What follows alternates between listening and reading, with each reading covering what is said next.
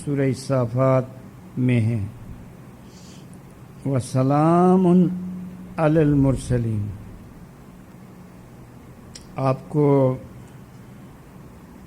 قرآن کے ترجموں میں، اکثر ترجموں میں، بلکہ تمام تر ترجموں میں ایسا ترجمہ ملے گا، اور سلامتی ہو یا سلامتی ہے پیغمبروں پر، تو یہ دعائیہ انداز ہو گیا، لیکن دعائیہ انداز میں نہیں ہے، خبریہ انداز میں ہے۔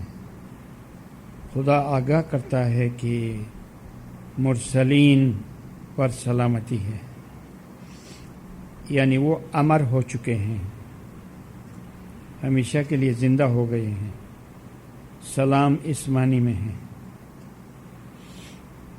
اور سب پیغمبروں پر عوالم شخصی میں سلامتی ہے، اور چونکہ سلامتی کے لیے کوئی اور مقام نہیں ہے، عالم شخصی ہی ہے، اس لیے،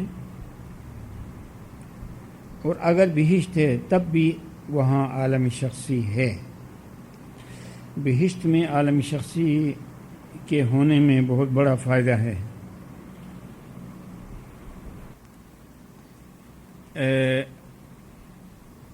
بہشت میں عالم شخصی کے ہونے سے بہشت دگنی ہو جائے گی۔ ایک یہ کہ آپ مشترکہ بہشت میں ہوں گے، کامن۔ ایک یہ کہ آپ کی انفرادی بہشت بھی ہوگی۔ انفرادی بہشت کیا؟ من کی بہشت، دل کی بہشت۔ مثلا اس دنیا کی مثال کو لیں، آپ آنکھ کھولتے ہیں تو پھر دنیا کو دیکھتے ہیں جو کامن ہے، مشترک ہے۔ آنکھیں بند کرتے ہیں اور آپ کا باطن روشن ہو گیا ہے تو پھر انفرادی دنیا کو دیکھتے ہیں۔ آپ کسی شخص کے بارے میں اگر باور نہیں کرتے ہیں تو امام ہی کو لیں۔ امام جب چاہیں اس دنیا کو دیکھتے ہیں اور لوگوں کو دیکھتے ہیں، مشترک دنیا کو دیکھتے ہیں۔ جب چاہتے ہیں تو من کی دنیا کو دیکھتے ہیں اور من کی بہشت کو دیکھتے ہیں۔ اسی طرح آپ، ہم سب مومنین اور سب اہل بہشت جب بہشت میں ہوں گے تو کیا ہوگا؟ اس میں دوہری آنکھیں ہوں گی۔ ظاہری آنکھیں ظاہری بہشت کو دیکھیں گی، اور باطنی آنکھیں باطنی بہشت کو دیکھیں گی، جس کی مثال میں نے یہاں دنیا سے پیش کی۔ جو مومنین اور مومنات دنیا میں بول میں، بڑے کام میں، کار بزرگ میں کامیاب ہو جاتے ہیں، جو مومنین و مومنات دنیا میں کار بزرگ میں، اسم اعظم میں، بول میں کامیاب ہو جاتے ہیں، تو وہ بیک وقت دو دنیاؤں کو دیکھتے ہیں، ایک ظاہری دنیا، ایک باطنی دنیا یا باطنی عالم۔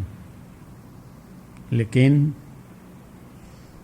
ظاہری دنیا مشترک ہے، سب کی ہے، اور باطنی عالم اس مومن کا ہے یا اس مومنہ کا ہے۔ تو بادشاہی آپ کو کہاں ملے گی؟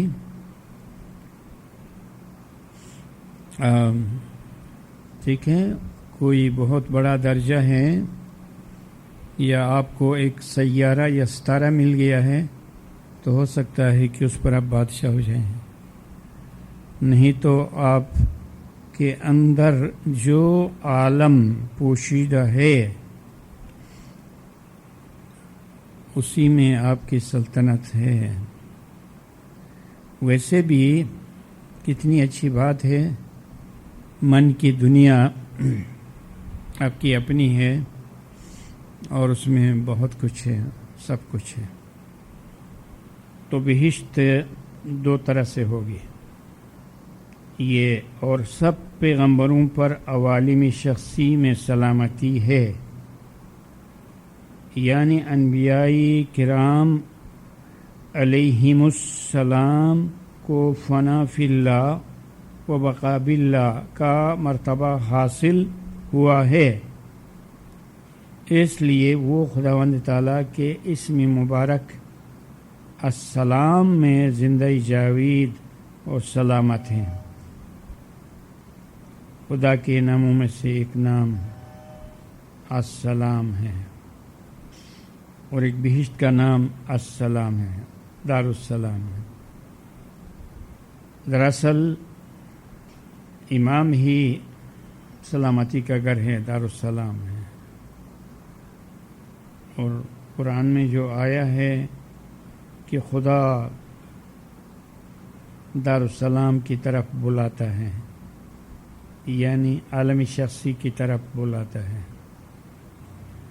اور اللہ جل جلالہ کے ان پر سلام فرمانے کے یہی معنی ہے۔ روایتوں میں اور حدیث میں ہے کہ جب جبرائیل آتا تھا کسی پیغمبر پر تو خدا کا سلام پہنچاتا تھا، کہتا تھا کہ خدا نے آپ کو سلام کہا ہے، یعنی یہ اطلاع ہے کہ آپ پر سلامتی ہے، ہو نہیں ہے۔ اس کے بعد پھر سلام، دائمی سلامتی کی لازوال نعمت، اے نور عین من، اے نور عین من۔ جب انسان ایک دوسرے کو رسمی سلام کرتے ہیں تو وہ صرف دعا ہی کے معنی میں ہوتا ہے۔ لوگ جب ایک دوسرے کو سلام کرتے ہیں تو یہ خدا کے سلام کی طرح نہیں ہے۔ خدا کا سلام فیصلہ ہے اور اطلاع ہے کہ تم پر سلامتی ہے، اور لوگوں کے سلام میں صرف ایک آرزو ہے، ایک تمنا ہے، ایک دعا ہے کہ خدا تم کو سلامتی دے۔ یہ جاننا ہے اور اس سے فرق کو سمجھنا ہے۔ لیکن جب پروردگار عالم لفظ سلام کو استعمال فرماتا ہے تو اس میں دعا نہیں ہوتی، کیونکہ قول خدا دعا سے بالاتر ہے۔ دعا ڈیمانڈ کو کہتے ہیں، مانگنے کو کہتے ہیں، تو خدا کسی سے مانگتا نہیں ہے، بلکہ خدا کے الفاظ میں حقیقت بیانی ہوتی ہے، یا فیصلہ ہوتا ہے، یا علم ہوتا ہے، آگہی ہوتی ہے۔